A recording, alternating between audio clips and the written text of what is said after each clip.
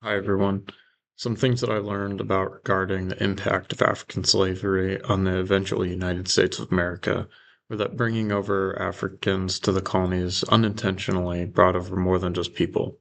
It brought over a culture and a new way of life, especially seen in the slaves in South Carolina, where they were often alone in the fields for days at a time. There was a whole underground network of trading, socialization, and community.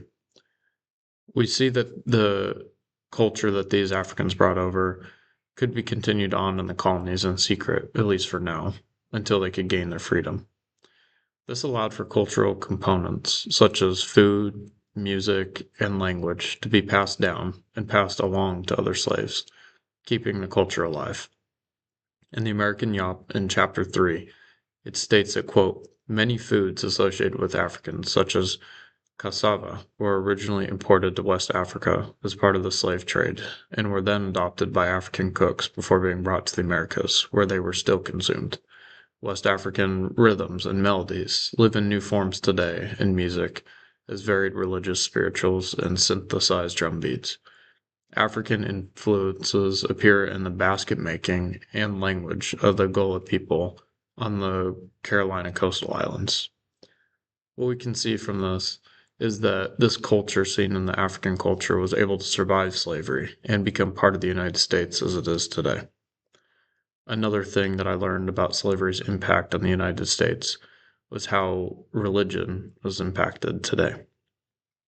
In Julie Wheel's article titled, "The Bible was used to justify slavery, then Africans made it their path to freedom," it discusses how slaves were able to use religious values learned from Christianity to possibly boost their efforts or to at least gain freedom or keeping their hopes and motivations high.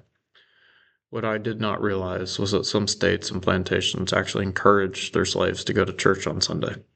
However, they would take out portions of the Mass that may invoke rebellion or freedom to the slaves, and they were segregated to their own churches.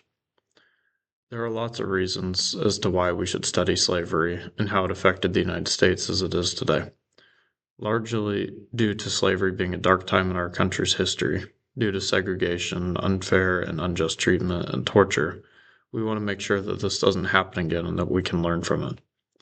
We cannot change history, but we can always learn from it to affect our future history. African slavery matters historically because it shaped the economic, social, and political development of the current United States. Looking at change over time in regard to people of African heritage or descent, we see that while not as bad as slavery, there are still some injustices today that surround racial problems and freedom. Using context, we can see that slavery was not an isolated event either. It was something that is a large part of many countries' history, but similarly to the United States, it helped shape those countries' cultural and social aspects into what it is today.